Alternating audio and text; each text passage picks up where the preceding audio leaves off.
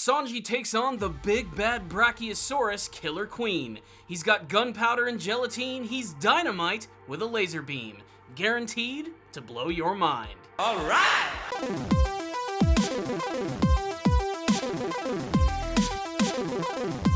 Powerful Nerdcast assembled! Stay dandy, baby.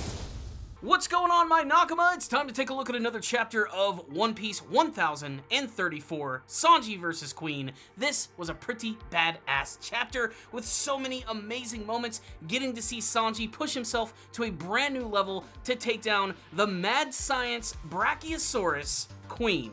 But first, I would like to ask all of you, if you're not subscribed to my channel, what the hell is wrong with you? I make some amazing content and you should definitely check it out. For those of you who are subscribed, make sure you're smashing the bell notification button. It's gonna let you know when all my videos are released. And if you do like this video, go ahead, consider hitting the like button. Helps out these videos a lot. You could also consider checking out my Patreon page where you can make a small monthly donation, which I would very much appreciate. It would go a long way in helping to support this channel. And I would love to put your name on this list of all of these amazing people that you currently see on screen. That's right, they are the super producers of Ace Guru. But let's talk about this chapter of One Piece, which was certainly, I think, maybe getting us close to the end of the battle between Sanji and Queen. I don't know if there's going to be an official defeat in this chapter. Typically, when a villain is taken out in One Piece, we get a big banner letting us know that they have had their asses thoroughly kicked. I don't see it in this one. But before we get to that, we gotta talk about the cover story. And I loved this one because it features one of my favorite characters from the series, Usopp. If this cover story doesn't put a smile on your face, well, frankly, we just can't be friends. But what we can agree on is that this was a great showcase for Usopp as a character, as he's hanging out at some sort of big mink festival. They're all wearing kimonos and they're playing carnival games. And Usopp, being the badass sniper that he is, manages to win the game for all of the kids as they receive a free year of juice. What I really love about this, again, is just all of the little happy mink children, and of course Usopp, who has his back completely turned to the targets as he decides to go all Buster Scruggs on all of these targets. I'm not a devious man by nature. When it comes to being goofy and entertaining, Usopp is second to none, and the fact of the matter is this also highlights that he can be surprisingly badass at times. Basically, I'm just trying to say, all hail God Usopp. Amen. But then we get to the bulk of the chapter, which is very focused on the battle between Sanji and Queen. And I really do appreciate this, as it is one of the most exciting battles of this current arc. And I really want to see Sanji push himself to a new level and accept all of the changes that are going on with his body.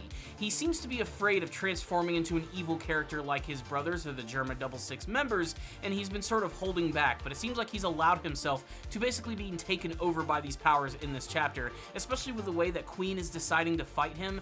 Basically, he's hitting him under the belt, utilizing a lot of these special abilities of all of his brothers and Germa 66 in particular. And I really do like how they go through each of these attacks one at a time as they just rock Sanji's world, and you can really tell that it is starting to piss him off. And things manage to get even more intense when Queen decides to utilize Sanji's invisibility technique. And this is really important, as it's going to lead to one of the most pivotal scenes of this chapter. When Queen does this, suddenly Sanji seems to disappear himself, but really he's just moving incredibly fast. And Queen thinks that this is going to give him an extreme advantage in taking him down. If he's moving so quick, basically he's just going to run out of energy. But while all of this chaos is just erupting, we actually follow up on that one other female who goes by the name of Osomi, and she was the one that Sanji felt that he actually attacked a couple of chapters ago, and she's desperately trying to find her pet, a little mouse. And eventually she does arrive in the same place that Sanji and Queen are having their battle, and this is where we get to learn that apparently Queen is pretty obsessed with this chick, like Komurasaki obsessed. Like, if he can't have her, he's going to have Osomi. However, amongst all of the chaos, Sanji actually makes a revelation. He realizes that he's not the one who actually caused any harm to this woman.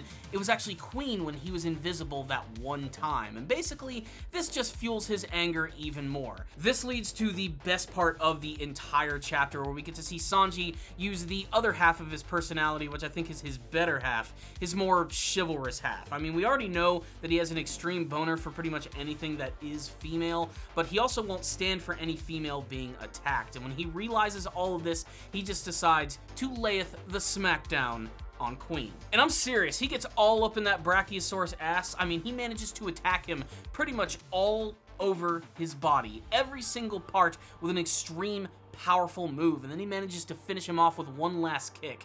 What's really important about all of this is apparently he's sort of taking all of the brand new abilities which are manifesting within him, and it's allowing him to become even stronger, to use an even more powerful version of fire, which borderline looks like lightning at the end of this chapter. He ends up kicking Queen so hard that the actual fire transforms white and almost has this like weird electrical look to it, and then boom, it's the end of the chapter. But I'll be damned if it is not satisfying as hell. But again, I don't think that this is actually the end of the battle. I still think that Queen is going to have one more trick up his sleeve, if only for the fact that, I mean, he is a freaky cyborg scientist. He ain't going to go out just like that. But even if he does, I have to admit that I think this battle was still pretty damn satisfying. So what's the rundown on the latest chapter of One Piece? This was definitely a great chapter for Sanji, if only to see him finally accept who he is at this point and utilize these abilities to take down Queen. And Queen himself was also really entertaining in this chapter. I mean, he's just such a devious asshole. The fact that he was utilizing all of Germa 66's abilities to attack Sanji was not only a great way to catch him off guard, but also to prove yet again that he believes that he is the ultimate scientist, that he is able to withstand all of these abilities and use them to the point where he can overcome Germa as well in terms of their technological advances.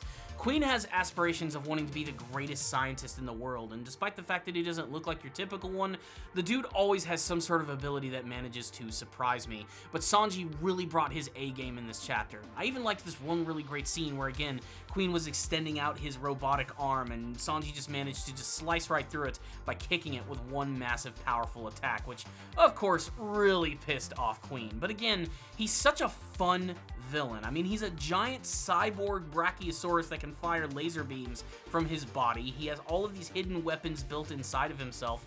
There's no doubt that he's one of the most fun villains to actually watch when it actually comes to a battle. He's fast, he's explosive, and he's incredibly powerful.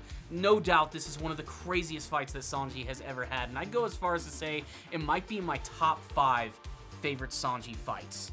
That will make a good video when the series ends. There's also a few other little things that I didn't really mention just because to me really they're just not that important in this chapter, just more of going back to the tension of what's going on Onigashima. Like you have Momonosuke, who is still desperately trying to stop the island from falling on the flower capital. Pretty much just more of the same there. And as for the subplot of the woman and her pet mouse, it really just served as a vehicle to allow Sanji to manifest his abilities in a brand new, powerful way.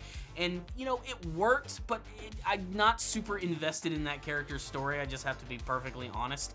But still, it was sort of an alley-oop. You know, she was throwing the ball up in the air, Sanji was about to put it in the net, and it managed to be pretty satisfying overall. Again, I just don't think this is the end of the battle, though, quite yet. I still have a feeling Queen is going to bring out something even crazier, and I want to see more of Sanji's abilities. Like, I mean, at the end of the day, it's basically just a flashier version of things that we've already seen him do before, so I'd like to see him do something just maybe a little bit more over the top in terms of what he's going to do here. I mean, it's not to say that what he did wasn't awesome, but I don't know, maybe I'm just being gluttonous, maybe I just want a little bit more. What I can say is that I thought that this was a really satisfying chapter, especially in terms of all of the action and crazy twists and turns, and I mean, it's hard not to be entertained by watching this dude fight against a cyborg Brachiosaurus. I mean, just saying that shit out loud, how is that not exciting to you? So Sanji fans are probably going to love this chapter, and I happen to be a big fan of the character, and I loved all of the artwork and the amazing action in this chapter and that amazing final panel of him kicking the shit out of Queen. That was satisfying. That and that cover story, to me, this was kind of like just a full package chapter of One Piece. For me, super entertaining. But you heard my thoughts on the chapter. I really want to hear yours. Make sure to sound off in the comments section below. What did you think of the battle between Sanji and Queen? Is it over? Is there more? What do you hope to see from the rest of the Onigashima arc? Make sure to sound off, comment section below. I'll see you all next time, and as always, stay damn, baby.